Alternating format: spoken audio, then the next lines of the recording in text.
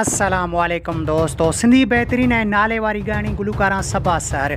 गुलूकारा सबा sir केरु ऐं किथां जी आहे ॻाइणी सबा सर? हिदायतुल्लाह ख़ासकेली सां छो ऐं कीअं शादी कई? छा हक़ीक़त में हिदायतुल्लाह ख़ासकेली केतिरनि ई केसनि में पुलिस खे बि घुर्बल आहे? तफ़सीली ॻाल्हि ॿोली शुरू करण खां पहिरियां जेकॾहिं तव्हां असांजे यूट्यूब चैनल ते नवां आया आहियो त महिरबानी करे असांजे यूट्यूब चैनल खे सब्सक्राइब करे घंटी बटन ते क्लिक करे ऐं नोटिफिकेशन ऑल करे छॾींदा। सब्सक्राइब करण सां अव्हां जेको बैलेंस कोन वेंदो, पर असांजी काफ़ी हौसला अफ़ज़ाई थींदी ऐं तव्हांखे बि वधीक वीडियोज़ ॾिसण वटां मिलंदा।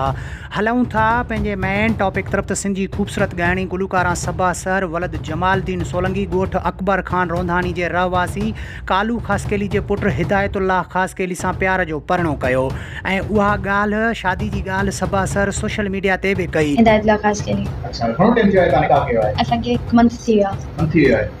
अच्छा हाणे की कथी कंदा आहे? खतरो आहे छा मसलो आहे? कहिड़ो असांखे ॻाल्हि खतरो मूंखे मुंहिंजे भाउ खां आहे, शिराज़ अली, ऐं मुंहिंजी अम्मी आहे, उन खां बि खतरो आहे। यादि रहे त साल अॻु ज़ैन बिरोही खां घर भातियुनि जे चवण ते तलाक बि वरिती सबा सर। मसलो इहो आहे त 2 महीना पहिरीं मां शादी कई हुई याकूब उर्फ ज़ैन बिरोही सां। हींअर सोशल मीडिया ते उहे ख़बरूं बि वायरल आहिनि त हिदायतुल्लाह ख़ासकेली केतिरनि ई केसनि में पुलिस खे बि घुर्बल आहे, पर हक़ीक़त में उहे ख़बरूं बेबुनियाद ऐं कूड़ियूं आहिनि। कोई चवंदसि कुझु माण्हुनि जे लाइ जेके नेगेटिव सोचनि था त तव्हांखे जॾहिं कंहिंजी पर्सनल लाइफ जी ख़बर न हुजे त प्लीज़ उन ते न ॻाल्हायो, छो जो सभु कंहिंजी पंहिंजी पर्सनल लाइफ। हिदायतुल्लाह ख़ासकेली हिकु बहितरीन तबियत जो मालिक आहे। जेकॾहिं सबा सर ऐं हिदायतुल्लाह ख़ासकेली खे दुआऊं नथा ॾेई सघो त महिरबानी करे कूड़ियूं ख़बरूं हलाए उन्हनि खे परेशान बि न कयो।